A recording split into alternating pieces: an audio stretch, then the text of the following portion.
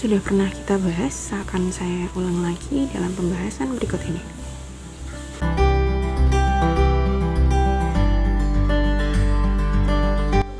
Oke, nomor 17. Nah, nomor 17 ini mengenai trafo ya. Trafo step up, step down. Step up itu dia artinya adalah untuk menaikkan tegangan, sedangkan step down itu dia fungsinya untuk menurunkan tegangan. Nah, taunya dari mana? Ya, taunya biasanya dari ini nih, perbandingan jumlah lilitannya, ya, perbandingan jumlah lilitannya. Oke. Kalau dia dari banyak ke sedikit, berarti dia step down. Kalau dari sedikit ke banyak, berarti dia step up, gitu ya. Nah, lalu kemudian yang sering ditanyakan adalah bagaimana membedakan antara yang primer dan sekunder. Primer itu biasanya adalah yang dia dari PLN, dan yang sekunder itu adalah yang ada di rumah, ya. So, ciri-cirinya yang dari PLN itu apa? Ini ada tanda arus bolak-balik atau arus DC, ya.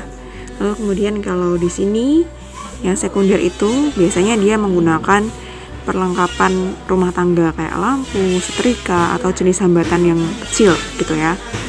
Itu dia perbedaannya di situ. Lalu apa saja yang digunakan satuannya dalam trafo? Itu ada N atau jumlah lilitan, kemudian V, V-nya yang seperti ini, V besar ya, atau tegangan, lalu I, kuat arus, gitu ya. So, lalu bagaimana membedakan antara dia itu lilitan sekunder atau lilitan primer? Kalau lilitan sekunder itu dia diberi singkatan NS, sedangkan kalau lilitan primer dia diberi singkatan NP, gitu ya. Nah, di sini kita bisa tahu nih, lilitan yang primer itu berapa? 800. Sedangkan lilitan yang sekunder ada berapa? Ada 200. Lalu kemudian apalagi yang bisa kita tahu dari sini? Ada tegangan. Berarti ini adalah tegangan primer, yaitu 220 volt. Ada yang lain yang kita ketahui? Enggak. Lalu kemudian pertanyaan adalah, jika transformator pada gambar tersebut merupakan transformator ideal, maka besarnya tegangan listrik yang terjadi pada lampu adalah, berarti yang ditanyakan adalah, ini nggak perlu ya ini ya, yang ditanya adalah VS. Nah, ya. Gimana caranya kita nyari? Itu ada perbandingan nih teman-teman. Ada NP dibanding NS sama dengan VP dibanding VS. Udah, itu aja ya.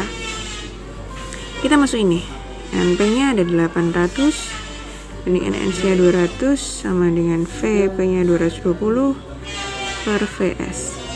Kita bedah sini ya. Geser. Lalu kemudian VS adalah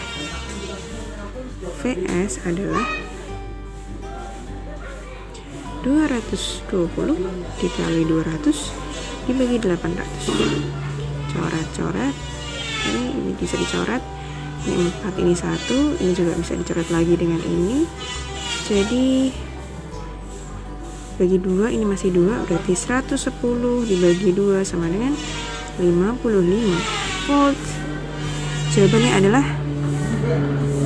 ini ya, 55 volt. Oke. Nah, kemudian biasanya ada ini ya teman-teman bertanya, persamaan pada umumnya kan ada ini, ada NP per NS sama dengan VP per VS, kemudian ada IS per IP. Nah, ada bagian ini ya. Nah, ini sebenarnya hanya bantuan untuk menyatakan perbandingan. Kalau sudah ada dua, misal ini tadi udah ada N sama V, ya sudah itu saja yang dipakai, gitu ya. Kemudian kalau ada informasi yang lain, cuman V sama I aja yang dipakai, cuman I dan V yang diketahui, berarti ya ini saja yang dipakai. Atau nanti dicarinya adalah P, di mana P atau daya itu adalah V kali I, berarti yang dipakai dua-duanya. Semoga teman-teman menemukan contoh-contoh soal yang lain yang membantu teman-teman untuk memperkaya ilmu ya teman-teman. Oke, gitu ya. Oke, masuk nomor 18. kita membicarakan tentang gejala alam abiotik ya. Abiotik berarti sesuatu yang tidak hidup, tidak memiliki ciri-ciri kehidupan yang lengkap gitu. Oke, kita lihat ya, apa saja yang termasuk abiotik. Oke, permukaan tanah kebun basah oleh embun pagi hari. Oke, ya, karena nggak ada tanda-tanda dia dari makhluk hidup ya.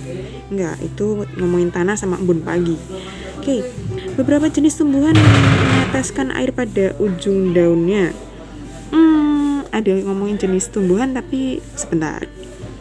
Sekelompok semut membuat serangga. Oh, ini jelas bahwa dia adalah biotik. Lalu sebuah batu berlubang karena terkikis oleh air hujan. Nah, ini dia. Jadi 1 dan 4 ya. Oke. Lanjut nomor 19. Kita baca soalnya, terjadinya penambahan jumlah pabrik dan kendaraan bermotor di kota-kota besar mengakibatkan kadar CO2 di udara meningkat dan munculnya gangguan kesehatan. Usaha untuk mengatasi permasalahan tersebut adalah, nah ini kan di sini itu adalah kadar CO2 di udara meningkat yang memunculkan gangguan kesehatan. Berarti kita harus mengatasi kadar CO2 yang meningkat itu tadi ya. Gimana caranya? Yaitu bisa nih, yang pertama melarang kendaraan bermotor masuk kota. Oke, bisa jadi menggalakkan penanaman pohon. Bener banget, jelas kalau itu. Memasang indikator kualitas udara. Kalau ini cuma detektor aja ya, belum tentu itu mengatasi permasalahan. Kalau detektor dipasang di mana-mana tapi nggak ada penanggulangan, juga sama aja kan ya. Lalu kemudian memberikan penyuluhan kesehatan. Oke, ada penyuluhan kesehatan, semoga bisa jadi lebih baik ya, semoga. Tapi adakah yang lebih baik sarannya? Nomor 5, menutup pabrik-pabrik yang menyebabkan polusi. Sebenarnya ini agak keras ya, tapi yang lebih pas mungkin memang itu. Oke, jadi yang paling mendekati yang kita pilih ya, 1, 2, dan 5. Oke. Nomor 20, seorang peserta didik melakukan pengamatan terhadap beberapa jenis hewan. Ya, dengan kunci dikotomnya seperti di atas ya. Berdasarkan kunci dikotom tersebut dapat disimpulkan bahwa, nah ini memang jadinya cara trik singkatnya adalah dicobain satu-satu, dilihat yang pas yang mana ya. Oke, kalau dari Budian sih ngelihatnya yang pas itu, kalau nggak salah itu yang A ya. Kenapa yang A? Karena ya, hewan T memiliki tulang keras, lalu kemudian bagian atasnya nomor 5 ini alat gerak berupa sirip ya, jadi badannya belut itu memang ada siripnya bagian belakang gitu ya.